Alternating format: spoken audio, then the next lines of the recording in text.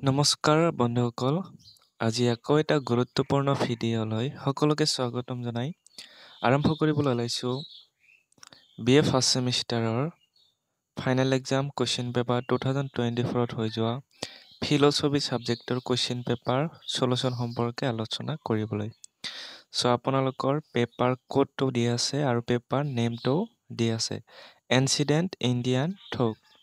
তাৰপিছতে ফুল মাৰ্কছ থাকিব 60, টাইম দিয়া থাকিব 2.5 ঘণ্টা। চ' প্ৰথম কুৱেশ্যনটো আপুনি চাম, পাৰ্ট 1 যিটো দিয়া আছে, answer the following questions by mentioning whether true or false। ইয়াতে 8টা কুৱেশ্যন আছে। প্ৰথম কুৱেশ্যনটো, বেদ আৰু উপনিষদৰ পৰাই ভাৰতীয় দৰ্শনৰ আৰম্ভণি। চ' এইটো হ'ব আপোনালোকৰ ট্ৰু। নেক্সট দিয়া আছে 2 নম্বৰটো, যে উপনিষদক বেদান্ত বুলিও কোৱা হয়। 2 নম্বৰটো আপোনালোকৰ ট্ৰু হ'ব। নেক্সট 3 নম্বৰ দিয়া আছে, অষ্টাংগিক মাৰ্গৰ ধাৰণাটো বৌদ্ধ ধৰ্ম দ্বিতীয় আৰ্য সত্যৰ লগত জড়িত।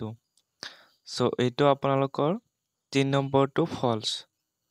নেক্সট কুৱেশ্যনটো দি আছে 4 নম্বৰটো, যে জনদৰ্শনৰ অনন্ত ধৰ্মকম বস্তুৰ ধাৰণাটো সাতবাদৰ লগত জড়িত। 4 নম্বৰটো এইটো আপোনালোকৰ ট্ৰু। নেক্সট দি আছে 5 নম্বৰটো, যে চাৰ্বাসকলে বেদৰ কৰ্তব্য মানি লয়। এইটো আপোনালোকৰ ফলছ হ'ব। এইটো ফলছ আছিলে। নেক্সট 6 নম্বৰটো, মনুস্মৃতিক মহাপুৰাণ বুলিও জনা যায়। এইটো আপোনালোকৰ ফলছ হ'ব। তাৰপিছতে 7 নম্বৰটো দিয়া আছে, যে ৰামায়ণক আদি কাব্য বুলি জনা যায়। এইটো আপোনালোকৰ একেবাৰে 7 নম্বৰটো এনচাৰটো হ'ব ট্ৰু, 7 নম্বৰটো। ঠিক আছে। নেক্সট কুৱেশ্যন 8 নম্বৰটো, পুৰাণসমূহ প্ৰধানত 2টা ভাগত বিভক্ত কৰা হৈছে বা বিভক্ত। এইটো আপোনালোকৰ ফলছ হ'ব। ঠিক আছে, ফলছ হ'ব এইটো। নেক্সট আপোনালোকৰ পাৰ্ট 2 দিয়া আছে, answer the following questions any 6। যিহেতু ইয়াত আপোনালোকৰ 2 মাৰ্কৰ 6টা কুৱেশ্যন দিছে, অৰ্থাৎ যিকোনো 6টা লিখিব লাগে, কিন্তু ইয়াত বহুতকেইটা কুৱেশ্যন আছে, গোটেইখিনি মই দেখুৱাই দিম। প্ৰথম 9 নম্বৰ কুৱেশ্যনটো দিয়া আছে, যে ব্ৰহ্মাৰ ৰূপ 2টা কি কি। তাৰপিছতে 10 নম্বৰ, বৌদ্ধ দৰ্শনৰ 2খন পিটকৰ নাম লিখা। তাৰপিছত 11 নম্বৰটো, জ্ঞান কাণ্ড বুলিলে কি বুজা। তাৰপিছতে 12 নম্বৰ, চাৰ্বাকৰ মতে জগতৰ 4টা উপাদান কি কি। চ' এইকেইটা কুৱেশ্যন মই একেলগে দি দিছোঁ, আপোনালোকে চাব। যিহেতু প্ৰথম কুৱেশ্যনটো আছিলে ব্ৰহ্মাৰ ৰূপ 2টা কি কি। চ' প্ৰথমটো হ'ব ব্যক্ত ৰূপ আৰু দ্বিতীয়টো হ'ব অব্যক্ত ৰূপ। নেক্সট কুৱেশ্যন আছিলে, যে বৌদ্ধ দৰ্শনৰ 2খন পিটকৰ নাম লিখা। 2খন পিটক হ'ব বিনয় পিটক আৰু সূত্ৰ পিটক। জ্ঞান কাণ্ড বুলিলে কি বুজা, এইখিনি আপোনালোকে লিখিব, যে জ্ঞান কাণ্ড হৈছে বেদৰ সেই অংশ যিটোৱে ব্ৰহ্ম জ্ঞান বা আধ্যাত্মিক জ্ঞান লাভৰ ওপৰত গুৰুত্ব দিয়ে। ইয়াক উপনিষদৰ জ্ঞানৰ অংশ বুলিও কোৱা হয়। নেক্সট, চাৰ্বাকৰ মতে জগতৰ 4টা উপাদান কি কি। চাৰ্বাকৰ মতে জগতৰ 4টা মৌলিক উপাদান হ'ল পৃথিৱী, পানী, অগ্নি আৰু বতাহ।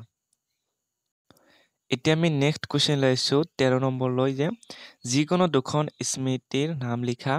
এইটো আছিলে 13 নম্বৰৰ। তাৰপিছতে 14 নম্বৰ, মহাভাৰতৰ যিকোনো 2টা পৰ্বৰ নাম লিখা। 15 নম্বৰ, যিকোনো 2খন শৈৱ পুৰাণৰ নাম লিখা। 16 নম্বৰ, বেদৰ 3য় আৰু 4ৰ্থ অংশৰ নাম লিখা। 17 নম্বৰ, যজুৰ্বেদৰ 2টা শাখা কি কি। 18 নম্বৰ, মনুৱে উল্লেখ কৰা যিকোনো 2টা বিশেষ ধৰ্মৰ নাম লিখা। চ' এইখিনি আপোনালোকে একেলগে কুৱেশ্যন দেখুৱাই দিম এনচাৰখিনি। স্মৃতিৰ মনুস্মৃতি বা পৰাশৰ স্মৃতি, তাৰপিছতে মহাভাৰত পৰ্ব, আদি পৰ্ব আৰু সভা পৰ্ব। তাৰপিছতে শৈৱ পুৰাণ, শিৱ পুৰাণ, লিংগ পুৰাণ।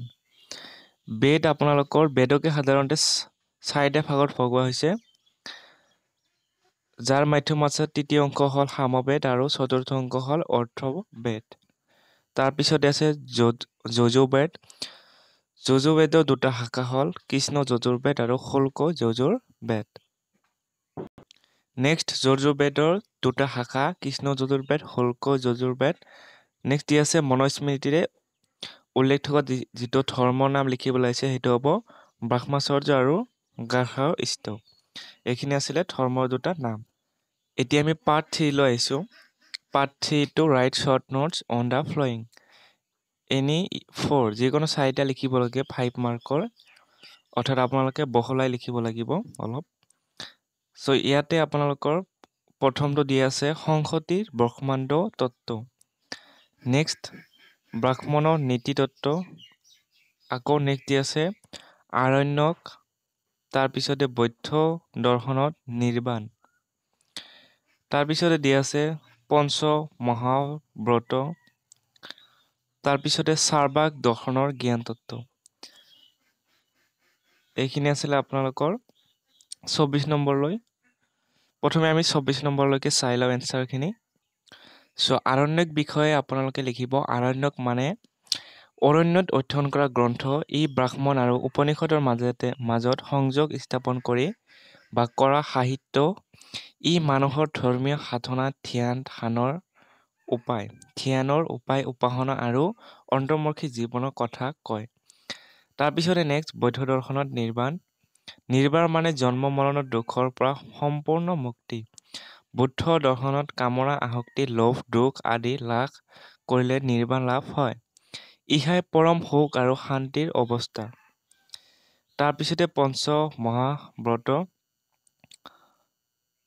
এইখিনি আপোনালোকে বৌদ্ধ আৰু জৈন ধৰ্মত উল্লেখিত পঞ্চ মহাব্ৰত হৈছে অহিংসা সত্য ঐশ্বৰ্য ব্ৰহ্মচৰ্য অপৰিগ্ৰহ ঠিক আছে এইখিনি আছিলে আপোনালোকৰ পঞ্চ মহাব্ৰত তাৰপিছতে 24 নম্বৰ কুৱেশ্যনটো আছিলে যে চাৰ্বাক দৰ্শনৰ জ্ঞান তত্ত্ব চাৰ্বাক দৰ্শন এক বস্তুবাদী দৰ্শন ইন্দ্ৰিয়ৰ দ্বাৰা যি অভিজ্ঞতা হয় তাকেহে সঁচা জ্ঞান বুলি গ্ৰহণ কৰে অনুমান শ্ৰুতি বৈদিক ধৰ্ম ইত্যাদিক মানি নলয় ইহঁতৰ মতে প্ৰত্যক্ষ অভিজ্ঞতাহে জ্ঞানৰ একমাত্ৰ উৎস গতিকে আপোনালোকে অলপ আৰু বহলাই লিখিব যিহেতু 5 মাৰ্ক দি আছে এইখিনি লিখিলে আপোনালোকৰ 2 নাইবা 3 মাৰ্কহে দিয়া হ'ব গতিকে অলপ বহলাই লিখিব তাৰপিছতে 25 নম্বৰ দি আছে মহাভাৰতৰ সামান্য ধৰ্ম 26 নম্বৰত পুৰাণৰ পঞ্চম খন ঠিক আছে এতিয়া আমি পাৰ্ট 4ৰ এনসাৰ দ্য ফলোইং কোৱেশ্চনছ 27 নম্বৰটো আলোচনা কৰিম যে বেদ কাক বোলে বেদসমূহ কি কি এইখিনি আপোনালোকৰ 10 মাৰ্কৰ থাকিব বেদৰ ঈশ্বৰ তত্ত্বৰ ব্যাখ্যা কৰা নেক্সট কোৱেশ্চন উপনিষদৰ অৰ্থ কি উপনিষদৰ ব্ৰহ্মৰ ধাৰণাটো ব্যাখ্যা কৰা সো আপোনালোকে প্ৰথমে চাই ল'ব বেদ কাক বোলে এইখিনি দিয়া আছে প্ৰথম বেদ কাক বোলে নেক্সট আপোনালোকৰ 4টা বেদৰ ঋগবেদ যজুৰ্বেদ সামবেদ আৰু অথৰ্ববেদ এইখিনি বেদ আপোনালোকৰ তাৰপিছতে বেদৰ ঈশ্বৰতত্ত্ব ব্যাখ্যাসমূহ তলত দিয়া আছে আপোনালোকে মিলাই ল'ব এইখিনি আছিলে বেদৰ যিটো কোৱেশ্চন আছিলে তাৰে এনসাৰখিনি বেদ কাক বোলে 10 মাৰ্কৰ তাৰপিছতে উপনিষদৰ অৰ্থ আৰু ব্ৰহ্মৰ ধাৰণা যিটো দিয়া আছিলে সেইটো আপোনালোকে এনসাৰটো এনেকুৱা ধৰণে লিখিব উপনিষদৰ অৰ্থ তাৰপিছতে নেক্সট আছে আপোনালোকৰ যিখিনি